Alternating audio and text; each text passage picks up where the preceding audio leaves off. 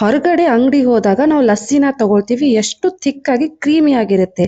ಅದೇ ರೀತಿಯಾದ ಲಸ್ಸಿ ನಾವು ಮನೇಲಿ ಕೂಡ ಮಾಡ್ಕೋಬೋದು. ರೆಸಿಪಿನ ನೋಡೋಣ. ಅದಕ್ಕೂ ಮೊದಲು ನಾವು ಗಟ್ಟಿ ಮೊಸರು ಮಾಡೋದು ಹೇಗೆ ಅಂತ ನೋಡೋಣ. ನೋಡಿ, ಇದು ಸ್ವೀಟ್ ಲಸ್ಸಿ, ಹಾಗೆ ಇದು ಮಸಾಲ ಲಸ್ಸಿ. ನಾನಿಲ್ಲಿ ಅರ್ಧ ಲೀಟರ್ ಹಾಲನ್ನು ಕಾಯಿಸಕ್ಕೆ ಇಟ್ಕೊಂಡಿದ್ದೀನಿ. ಇವಾಗ ಹಾಲು ಕುದಿ ಬಂದಿದೆ. ಇದನ್ನ ನಾವು ಒಂದು ಸ್ಪೂನ್ ಅಥವಾ ಸೌಟಿಂದ ಕಲಿಸ್ತಾ ಇನ್ನೊಂದು 5 ನಿಮಿಷ ಕುದಿಸ್ಕೊಳ್ಳೋಣ. ಏನಕ್ಕಂದ್ರೆ ಹಾಲಿಗೆ ಒಂದೊಂದ್ಸರಿ ನೀರನ್ನ ಮಿಕ್ಸ್ ಮಾಡಿರ್ತಾರೆ. ಸೊ ಆ ನೀರೆಲ್ಲ ಹೋಗಿ ನಮಗೆ ಗಟ್ಟಿ ಹಾಲು ಸಿಗುತ್ತೆ. ಇದನ್ನ ಇವಾಗ ತಣ್ಣಗಾಗಕ್ಕೆ ಇಡ್ತೀನಿ. ಕಂಪ್ಲೀಟ್ ತಣ್ಣಗಾಗೋದು ಬೇಡ. ಈ ರೀತಿ ನಾವು ಹಾಲಿಗೆ ಸ್ವಲ್ಪ ಬೊಟ್ಟನ ಎದ್ದಿ ನೋಡಿದ್ರೆ ನಮಗೆ ಬೊಟ್ಟಿಗೆ ಬಿಸಿ ತಾಗಬೇಕು. ಸ್ವಲ್ಪ ಬಿಸಿಯಾಗಿದ್ರೆ ಸಾಕು, ಗಟ್ಟಿಯಾದ ಮೊಸರು ರೆಡಿ ಆಗಿಬಿಡುತ್ತೆ. ನಾನಿಲ್ಲಿ ಒಂದು ಅಗಲವಾದ ಕಂಟೈನರ್ನ ತಗೊಂಡಿದ್ದೀನಿ. 1 ಟೇಬಲ್ ಸ್ಪೂನ್ ಅಷ್ಟು ಮೊಸರನ್ನ ತಗೊಂಡಿದ್ದೀನಿ. ಮೊಸರನ್ನ ಈ ರೀತಿ ಚೆನ್ನಾಗಿ ಸ್ಪೂನಿಂದ ಮಿಕ್ಸ್ ಮಾಡ್ಕೊಂಡ್ಬಿಟ್ಟು ನಾವೇನು ಬ್ರಾಡ್ ಕಂಟೈನರ್ ತಗೊಂಡಿದ್ವಲ್ವ ಅದಕ್ಕೆ ನೀಟಾಗಿ ಸ್ಪ್ರೆಡ್ ಮಾಡ್ಕೊಂಡು ಬಿಡಬೇಕು. ಈ ರೀತಿ ಸ್ಪ್ರೆಡ್ ಮಾಡಿ ನಾವು ಇದಕ್ಕೆ ಉಗುರು ಬೆಚ್ಚಗಿರೋ ಹಾಲನ್ನು ಹಾಕೊಳ್ಳೋದ್ರಿಂದ ನಮ್ಮ ಮೊಸರು ಗಟ್ಟಿಯಾಗಿ ಚೆನ್ನಾಗಿ ಬರುತ್ತೆ. ಸೊ ನೀಟಾಗಿ ಎಲ್ಲ ಕಡೆನೂ ಸ್ಪ್ರೆಡ್ ಆಗಿದೆ. ಇವಾಗ ಸ್ವಲ್ಪ ಬಿಸಿ ಇರೋಂಥ ಹಾಲನ್ನು ಇವಾಗ ಇದಕ್ಕೆ ಹಾಕೊಂಡ್ಬಿಡ್ತೀನಿ. ಸಾಮಾನ್ಯವಾಗಿ ನಾವು ಈ ರೀತಿ ಹಾಲನ್ನು ಹಾಕಿದ ತಕ್ಷಣ ಇದ್ರ ಮೇಲೆ ಪ್ಲೇಟ್ನ ಮುಚ್ಚಿಟ್ಬಿಡ್ತೀವಿ. ಆ ರೀತಿ ಮಾಡಬಾರ್ದು. ಆ ರೀತಿ ಮಾಡೋದ್ರಿಂದ ಏನಾಗುತ್ತೆ ಅಂದರೆ ಹಾಲು ಸ್ವಲ್ಪ ಬಿಸಿ ಇರುತ್ತೆ, ಇದರಲ್ಲಿರೋ ನೀರೆಲ್ಲ ಇವಾಪ್ರೇಟ್ ಆಗಿ ಪ್ಲೇಟ್ ಮೇಲೆ ಕೂತ್ಕೊಂಡ್ಬಿಡುತ್ತೆ. ಅದು ನೀರಿನ ಡ್ರಾಪ್ಸ್ ಆಗಿ ಹಾಲಿನಲ್ಲಿ ಬಿದ್ದುಬಿಡುತ್ತೆ. ಆಗ ಮೊಸರಿನ ಮೇಲೆ ನೀರು ಬಂದ್ಬಿಡುತ್ತೆ. ಸೊ ಈಗ ಹಾಕಿದ ಮೇಲೆ ಕಂಪ್ಲೀಟ್ ಆಗಿ ತಣ್ಣಗಾದ್ಮೇಲೆ ಈ ರೀತಿ ಮುಚ್ಚಳನ ಮುಚ್ಚಿಟ್ಬಿಡಿ. ಸೊ ನೋಡಿ, ನೆಕ್ಸ್ಟ್ ಡೇ ಮಾರ್ನಿಂಗ್ ಎದ್ದ ತಕ್ಷಣ ಮೊಸರು ಎಷ್ಟು ಚೆನ್ನಾಗಿ ಬಂದಿದೆ. ಈ ರೀತಿ ಮೇಲೆ ಏನು ಕೆನೆಗಟ್ಟಿರುತ್ತಲ್ಲ ಇದನ್ನ ಒಂದು ಬೌಲ್ಗೆ ತೆಗೆದಿಟ್ಕೊಂಡ್ಬಿಡೋಣ. ಸೊ ಇದನ್ನ ಮಿಕ್ಸ್ ಮಾಡಿ ಕಡಿಯಕ್ಕೆ ಹೋಗ್ಬೇಡಿ, ಸೈಡ್ಗೆ ಎತ್ತಿಟ್ಕೊಂಡ್ಬಿಡಿ. ನೋಡಿ, ಮೊಸರು ಎಷ್ಟು ಗಟ್ಟಿಯಾಗಿ ಚೆನ್ನಾಗಿ ಬಂದಿದೆ. ಇವಾಗ ನಾನು ಈ ಕ್ರೀಮ್ನೆಲ್ಲ ತೆಗೆದಿಟ್ಬಿಟ್ಟು ಲಸ್ಸಿಗೆ ರೆಡಿ ಮಾಡ್ಕೊಂಡ್ಬಿಡ್ತೀನಿ.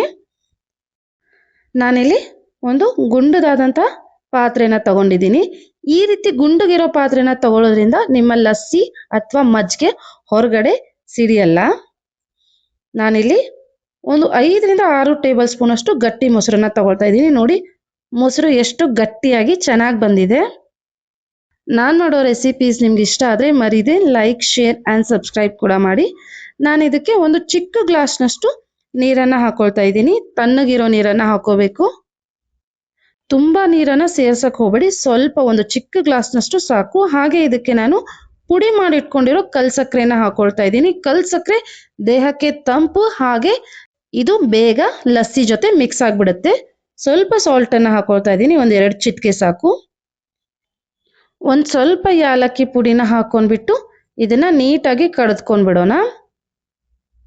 ನೋಡಿ, ಈ ರೀತಿ ಬೇಗ ಬೇಗ ಸಕ್ಕರೆ ಕರಗೋದ್ರಿಂದ ನೀರಿನ ಅಂಶ ಬರಲ್ಲ ಲಸ್ಸಿಲಿ. ಲಸ್ಸಿನ ನಾವು ತೆಗೆದಿಟ್ಟಾಗ ಮೇಲೆ ಸ್ವಲ್ಪ ನೀರ್ ತರ ಬರುತ್ತಲ್ಲ, ಆ ರೀತಿ ಬರಲ್ಲ ನೀವು ಪುಡಿ ಸಕ್ಕರೆನ ಯೂಸ್ ಮಾಡೋದ್ರಿಂದ.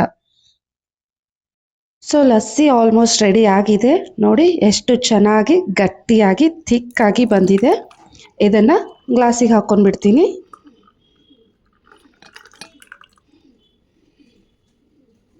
ಮೊಸರು ಮೇಲೆ ಬಂದಿರುವಂಥ ಕೆನೆನ ನಾನು ಒಂದು ಬೌಲಲ್ಲಿ ಎತ್ತಿಟ್ಟಿದ್ದೆ, ಅದನ್ನ ಇವಾಗ ಲಸ್ಸಿ ಮೇಲೆ ಹಾಕೊಂಡ್ಬಿಡ್ತೀನಿ.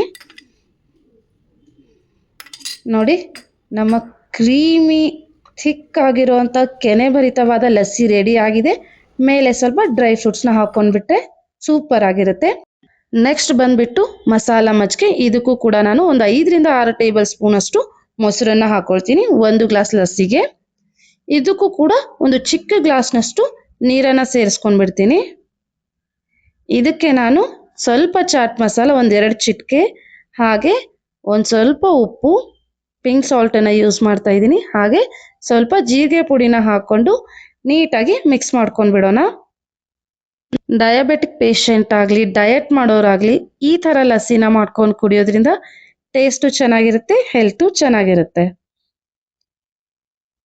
ಸೊ ಇವಾಗ ಮಸಾಲ ಲಸ್ಸಿ ರೆಡಿ ಆಗಿದೆ. ಗ್ಲಾಸ್ಗೆ ಹಾಕೊಂಡ್ಬಿಡೋಣ. ಮೇಲೆ ಒಂದು ಸ್ವಲ್ಪ ಕೊತ್ತಂಬರಿನ ಗಾರ್ನಿಶಿಂಗ್ ಇಟ್ಬಿಡೋಣ. ಮಸಾಲ ಲಸ್ಸಿ ಕೂಡ ರೆಡಿ ಆಗಿದೆ. Delicious and creamy thick lassi ready to drink.